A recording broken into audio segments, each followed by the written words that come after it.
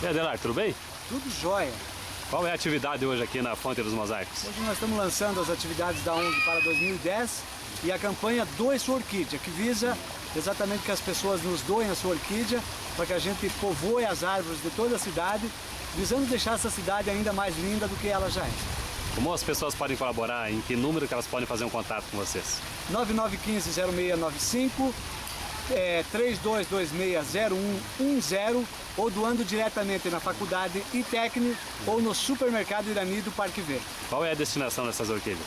Essas orquídeas serão plantadas nas árvores de toda a nossa cidade e algumas espécies raras irão para um orquidário em escolas onde nós pretendemos reproduzir e perpetuar a espécie.